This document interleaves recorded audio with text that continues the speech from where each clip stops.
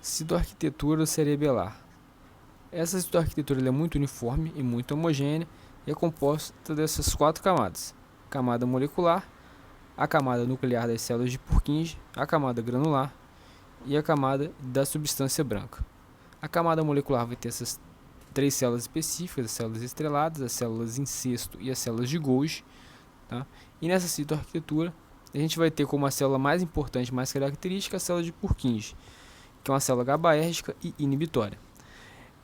A célula de Purkinje ela tem um axônio que vai em direção à camada granular e tem o seu dendrito que vai na direção da camada molecular no córtex do cerebelo. A célula de Purkinje ela vai receber uma aferência das fibras trepadeiras que vão se anovelar nos dendritos da célula de Purkinje, lá na camada molecular. Essas fibras trepadeiras elas vão ter origem no complexo olivar inferior no bulbo e elas vão caminhar em paralelo, vão entrar em paralelo com os axônios das células de Purkinje até a região da camada molecular, onde ela se enovela com os dendritos das células de Purkinje. As células granulares elas vão receber conexões de outras fibras, que são as fibras musgosas, que vão partir de outras estruturas que precisam fazer conexão com o cerebelo.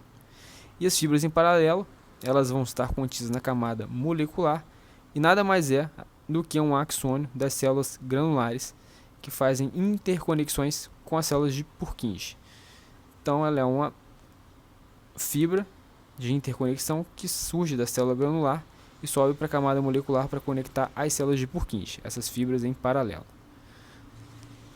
O complexo olivar inferior ele vai então emitir as suas fibras trepadeiras excitatórias que sobem em paralelo com a axônia das células de Purkinje e estimula a célula de Purkinje. E estimula a célula de Purkinje a liberar o neurônio GABA, que vai inibir os núcleos profundos centrais. As fibras musgosas elas são emitidas de diversos locais, por exemplo, núcleos vestibulares, núcleos contínuos e da medula espinhal, que são regiões que fazem conexão com o cerebelo, são excitatórias e estimulam células granulares a estimularem as células de Purkinje. Então as duas fibras, tanto as musgosas quanto as fibras trepadeiras, são fibras aferentes e excitatórias. E a gente tem os núcleos cerebelares. O principal núcleo cerebelar, o maior deles é o núcleo denteado, tá?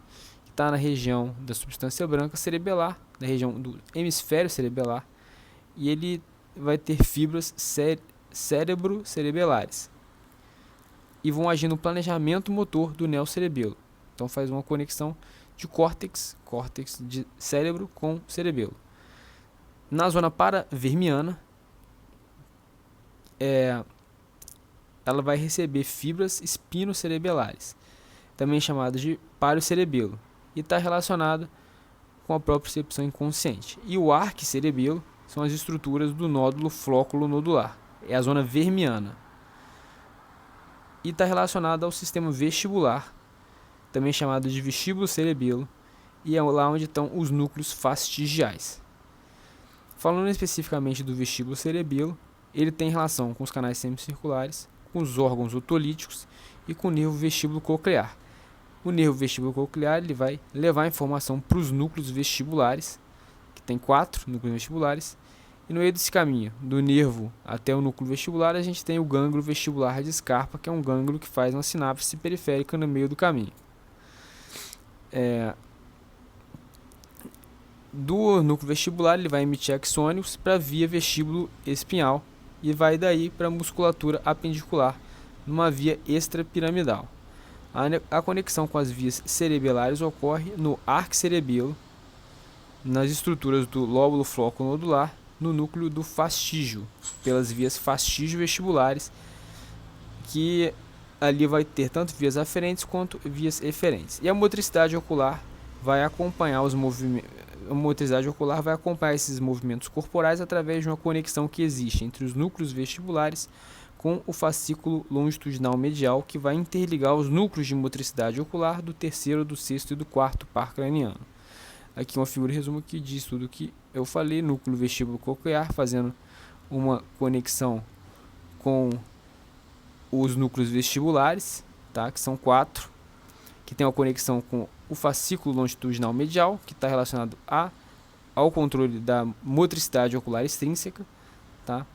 Principalmente na mirada horizontal. O reflexo que a gente testa isso é o reflexo vestíbulo ocular, tá? Existe aquela conexão aferente e eferente pela via fastígio vestibular, que interliga o vestíbulo cerebelo através dos núcleos fastigiais com o núcleo vestibular. E o núcleo vestibular também emite vias para medula através da via vestíbulo espinhal, que depois manda o movimento para a musculatura apendicular. Existe também um envio de fibras para a região cortical, né? Uma corticalização dessas conexões que vão para a ínsula, para o lóbulo parietal superior, entre outras localizações. E os sintomas de lesão nessas vias pode gerar vertigem, ataxia e nistagmo, se houver lesão em alguma dessas regiões.